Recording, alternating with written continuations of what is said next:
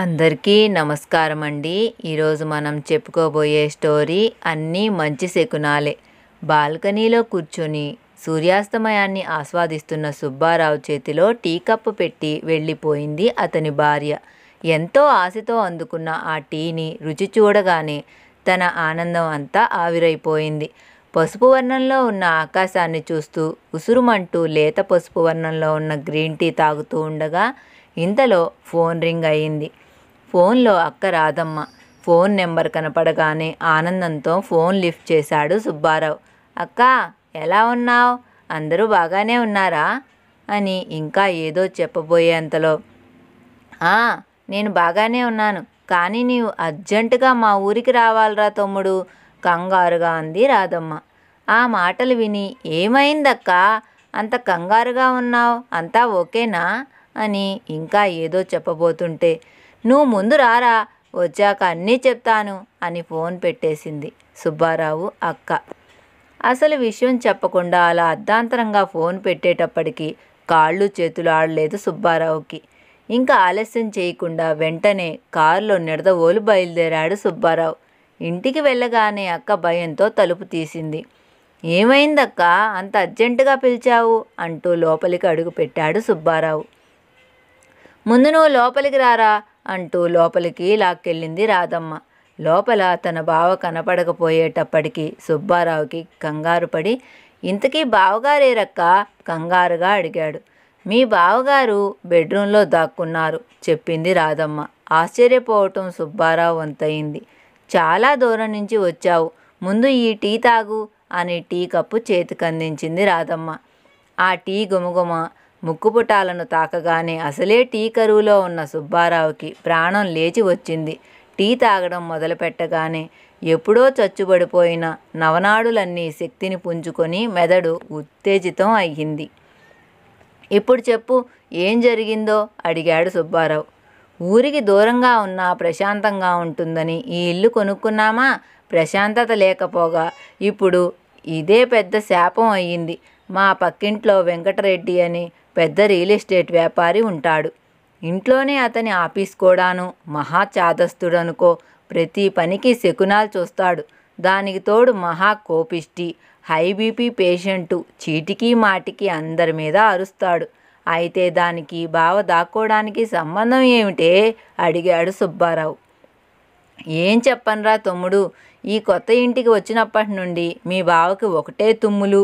ఒకసారి మొదలయ్యాయా అంటే ఆగకుండా కనీసం 4-5 తుమ్ములు వరుసగా తుమ్ముతారు. పైగా ఆయన తుమ్మితే బ్రహ్మాండం బద్దలైందా అన్నట్టు తుమ్ముతారు. చెప్పుకుంటే సిగ్గుచేటు. ఇక్కడికి వచ్చిన కొత్తలో అయితే ఈయన తుమ్మినప్పుడల్లా మాకు ఏమైందో అని చుట్టుపక్కల వాళ్ళు వచ్చి చూసిపోయేవారు. సిగ్గుతో తలెత్తుకోలేకపోయేదానంటే నమ్ము. ఈ కొత్త ఇల్లు పెయింట్లు పడకో ఏమో ఈ మధ్య అదే పనిగా తుమ్ముతున్నారు. రాను రాను మా పక్కింటి వాళ్ళు కూడా మాట్లాడటం కూడా మానేశారు. వాళ్ళ పనమ్మాయి చెబితేనే కానీ మాకు అసలు విషయం బోధపడలేదు. పక్కింటి ఆయన లావాదేవీలు చేసినప్పుడల్లా ఈయన తుమ్మడం, ఆ లావాదేవీలు ఆగిపోవటంతో ఈయన తుమ్ము వాళ్ళ ఇంట్లో చెడు శకునం అయి కూర్చుందట. మొన్నటికి మొన్న సరిగ్గా ఆయన కూతురికి తాంబూలాలు ఇచ్చుకునేటప్పుడు ఈయన తుమ్మి వినబడిందట. ఆ తర్వాత ఆ సంబంధం తప్పిపోయిందట. ఇలా ఒకటా రెండా అడుగడుగునా ఈయన తుమ్ములతో నష్టపోయి ఆయన బెంగపడి మంచాన పడ్డారట. ఇది తెలిసి మాకు కూడా బాధ అనిపించి ఈయన్ని డాక్టర్కి చూపిస్తే ఏవో మందులు ఇచ్చాడు. కొన్నాళ్ళు తగ్గాయి. ఏదో వాళ్ళ ఆవిడతో నాకు పరిచయం ఉండబట్టి వాళ్ళకి ఏదో సర్ది చెప్పాను. అంతా సర్దుకుంది అనుకునే సమయంలో వాళ్ళు మృత్యుంజయ హోమం చేయించడం, ఆ హోమం పొగ మా ఇంటిలోకి వచ్చి ఆ ఘాటుకి మరలా ఈయనకి తుమ్ములు మొదలయ్యాయి. అదేం కర్మో ఏమో, సరిగ్గా అదే సమయానికి ఆ వెంకటారెడ్డిని పూజారులు శతమానం భవతి అని దీవిస్తున్నారట. అంతే, ఈయన గారి తుమ్ములు విని అతనికి బీపీ పెరిగి హాస్పిటల్లో జాయిన్ అయ్యాడట. వాళ్ళబ్బాయి అసలే రౌడీ వెధవ. మన ఇంటికి వచ్చి నానా రభస చేసి వెళ్ళాడు. మా నాయనకి ఏదైనా అయితే మీరిద్దరూ ఎలా బతికి బట్ట కడతారో చూస్తా అంటూ వార్నింగ్ కూడా ఇచ్చి వెళ్ళాడు. అదిగో అప్పటి నుండి మీ బావ బెడ్రూమ్ దాటి వస్తే ఒట్టు, నాకు ఏమి చెయ్యాలో పాలుపోక నీకు ఫోన్ చేశాను. ఈ గండం నుండి నువ్వే బయటపడేయాలరా తమ్ముడు అంటూ అసలు రహస్యం చెప్పింది రాధమ్మ. పోనీ ఇద్దరూ ఏ టాక్సీ పట్టుకొని నా దగ్గరికి వచ్చేయలేకపోయారా అన్నాడు సుబ్బారావు. ఆ రౌడీ చచ్చినోడు మా మీద కక్షగట్టి గడప దాటి బయటకు అడుగు పెట్టకూడదు అని హుకుం కూడా జారీ చేశాడు. మన ఇంటి చుట్టూ వాడి మనుషులే. అదిగో అప్పటి నుండి మీ బావగారు 104 డిగ్రీల జ్వరం వచ్చిన వాడిలా వణుకుతూ ఆ బెడ్రూమ్లో దాక్కున్నారు. నేనేమో హాస్పిటల్లో ఉన్న ముసలాయన క్షేమంగా ఉండాలని మొక్కని దేవుడు లేడు అంది దీనంగా రాధమ్మ. అయినా నా తుమ్ము వాడి చావుకి, వాడి మృత్యుంజయ హోమం నా చావుకొస్తుందని అనుకున్నానా అంటూ బెడ్రూమ్లోంచి మెల్లగా బయటికి వచ్చారు సుబ్బారావు బావ కృష్ణారావు. అమ్మ బావా, తుమ్ముకు కూడా ఇంత దమ్ముంటుందని ఇప్పుడే తెలిసింది. అయినా బావా, అంత గట్టిగా తుమ్మకపోతే మెల్లగా తుమ్ముకోవచ్చుగా, ఈ గొడవేమీ ఉండేది కాదు అన్నాడు సుబ్బారావు. బాగుంది వరుస. ఆయన ఉంటే బోడిగుండె ఎందుకని ఆపుకోలేక కదా. అప్పటికి ఇంట్లో ఉన్నప్పుడు సౌండ్ ప్రూఫ్గా ఉంటుందని హెల్మెట్ పెట్టుకొనే తుమ్ముతున్నాను. కానీ అన్ని వేళ అదే పెట్టుకొని తిరగలేం కదా. అయినా నాకేం తెలుసు పక్కింటి వెంకటరెడ్డిది తుమ్మితే ఊడిపోయే ప్రాణమని అన్నాడు కృష్ణారావు. ఇదిగో ఈ వితండవాదంతోటే ఇంటి దాకా తెచ్చుకున్నారు. ఈయనతో ఒక సినిమాకి వెళ్ళాలన్నా, షికార్లకు వెళ్ళాలన్నా ఎక్కడ తుమ్ముతారో అని భయం. ఈయన తుమ్ము విని జడుసుకొని చచ్చేవాళ్ళు కొందరైతే, మేమేదో గొడవ పడుతున్నాం అనుకుంటూ సర్ది చెప్పడానికి వచ్చేవాళ్ళు కొందరు. ఇంకా శుభకార్యాలు మాట అంటావా, ఏ తాళి కట్టేటప్పుడు ఏం తుమ్ముతారో అనే భయం. నువ్వే ఎలాగో ఈ గండం నుంచి గట్టెక్కించాలరా తమ్ముడు అని దీర్ఘాలు తీశారు రాధమ్మ గారు. అంతా విని దీర్ఘంగా నిట్టూర్చి ఏదో ఉపాయం తట్టినట్టు, సరే ఎవరైనా వచ్చి అడిగితే నేను మీకు స్నేహితుడనే చెప్పండి అన్నాడు సుబ్బారావు. ఇంతలో ఎవరో అదే పనిగా కాలింగ్ బెల్ నొక్కడంతో తలుపు తీసి చూశాడు సుబ్బారావు. పెద్ద పెద్ద మీసాలతో మాడిపోయిన పనసకాయ లాంటి గంట్ల మొహంతో భీకరంగా నిల్చున్నాడు వెంకటరెడ్డి కొడుకు అచ్చిరెడ్డి. ఎవడ్రా నువ్వు, వీళ్ళకి చుట్టానివా? అయితే నీకు కూడా మూడినట్టే అన్నాడు అచ్చిరెడ్డి. అబ్బే, నేను వీళ్ళ స్నేహితుడికి స్నేహితుడినండి, దూరపు స్నేహితుడినండి. నేను కొత్త వ్యాపారం పెట్టాను. కృష్ణారావు గారి చెయ్యి చాలా మంచిదని ఆయన చేత్తోనే ప్రారంభించాలని అడగడానికి వచ్చానండి అన్నాడు సుబ్బారావు. ఈయన శకునం గురించి నీకు ఇంకా తెలియదనుకుంటా.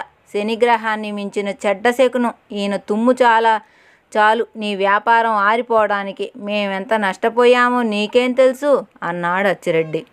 ఓహ్ అదా, మొదట్లో నేను కూడా ఈయన తుమ్ము అపశకునం అనుకున్నాను. కానీ ఆలోచిస్తే జరిగినవన్నీ నా మంచికే అని తర్వాత తెలిసింది.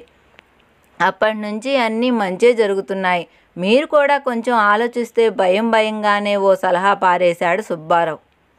వెంటనే అచ్చిరెడ్డి పక్కనే ఉన్న అతని అనుచరుడు, అవునన్నా, అయ్యగారు ఈరోజు ఎక్కవలసిన యాత్రా బస్సుకి పెద్ద యాక్సిడెంట్ అయ్యిందట. ఆ బస్సులో ఉన్న వాళ్ళందరూ పోయారట.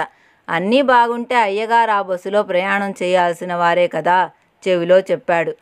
ఏందిరా గంగులు ఆశ్చర్యంగా అన్నాడు అచ్చిరెడ్డి. చీకట్లో వేసిన బాణం బాగానే తగిలింది అనుకున్న సుబ్బారావు వెంటనే అందుకొని, నేను చెప్పనా, ప్రతిదీ మన మంచికే జరుగుతుంది అన్నాడు. మరి మా చెల్లి పిల్లి తప్పిపోయింది, దానికేమంటావ్ అన్నాడు అచ్చిరెడ్డి. ఏమో, దానివల్ల మీ చెల్లికి ఏం ప్రమాదం తప్పిందో ఎవరికి తెలుసు. అది కూడా తొందరలోనే మీకు తెలుస్తుంది. పైగా ఈయన దేవీ ఉపాసకుడు. ఈయన్ని బాధ పెడితే ఆ ఉసురు పిల్లలకు తప్పకుండా తగులుతుంది అన్నాడు సెంటిమెంట్ బాణం వదులుతూ. సుబ్బారావు మాటలకి నమ్మకం కుదిరిన అచ్చిరెడ్డి ఏం మాట్లాడాలో తెలియక అక్కడి నుండి వెళ్ళిపోయాడు. కాసేపటికి వెంకటరెడ్డి కూడా హాస్పిటల్ నుండి డిశ్చార్జ్ అయి ఇంటికి వచ్చేశాడు. అందరూ ఊపిరి పీల్చుకున్నారు. అందరూ కబుర్లు చెప్పుకుంటూ ఉండగా మరలా కాలింగ్ బెల్ మోగింది. రాధమ్మగారు భయంతో తలుపు తీశారు. వెంకటరెడ్డి భార్య, కొడుకు, కోళ్ళు గుమ్మంలో నుంచున్నారు.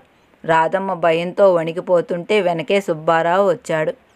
వెంకటరెడ్డి భార్య అలివేణి మాట్లాడుతూ, రాధమ్మగారు, మమ్మల్ని క్షమించండి. అన్నయ్య గారి తుమ్ము అపశకనం అనుకున్నాం, కానీ మమ్మల్ని ఆపదల నుండి రక్షించింది అనుకోలేదు. ఈరోజు మా ఆయన ఆ బస్సులో వెళ్ళకపోబట్టి నా పసుపు కుంకాలు ఇంకా నిలబడ్డాయి అంటూ తన వెంట తెచ్చిన కానుకలను అందివ్వబోతే అందరినీ లోపలికి ఆహ్వానించింది రాధమ్మగారు. ధైర్యం తెచ్చుకున్న కృష్ణారావు గారు సుబ్బారావు ఆడిన అబద్ధం నిజం చేస్తూ దేవి ఉపాసకుడిలా తన వేషం మార్చుకొని వాళ్ళ ముందుకు రాగానే అందరూ ఆయన కాళ్ళ మీద సాష్టాంగపడ్డారు. తనలో తనే నవ్వుకున్నాడు సుబ్బారావు. పక్కింటి వాళ్ళు పెట్టిన భయం వల్లో ఏమో కృష్ణారావు గారికి తుమ్ములు కూడా ఆగిపోయాయి. అందరూ వెళ్ళిపోయాక, ఒరే తమ్ముడు, ఆ అచ్చిరెడ్డిని చూడగానే అన్ని అబద్ధాలు అతికినట్టు ఎలా చెప్పావురా ఆశ్చర్యపోతూ అడిగారు రాధమ్మ. నేను మీ ఇంటికి వచ్చేటప్పుడు మీ వీధి చివర కిల్లీ బడ్డి దగ్గర ఆగాను. అప్పుడు అచ్చిరెడ్డి మనుషులు మాట్లాడుకున్నవి విన్నాను. ఇంటికి వచ్చిన తర్వాత నువ్వు కూడా చెప్పింది విన్నాక అలా అప్పటికప్పుడు నాకు తోచింది చెప్పానంతే. మన అదృష్టం కొద్దీ మనం చీకట్లో వేసిన బాణం తగిలింది. ఇక స్వేచ్ఛగా నిస్సంకోచంగా బావ తుమ్ముకోవచ్చు. ఇక అన్నీ మంచి శకునాలే అని సుబ్బారావు అన్నాడో లేదో కృష్ణారావు గారు మరలా గట్టిగా తుమ్మాడు. అంతే, మరలా అక్కడ నవ్వులు వెళ్ళి విరిశాయి. ఈ స్టోరీ మీకు నచ్చిందా? నచ్చితే లైక్ చేయండి, షేర్ చేయండి, సబ్స్క్రైబ్ చేయండి. Thank you for all. Bye bye.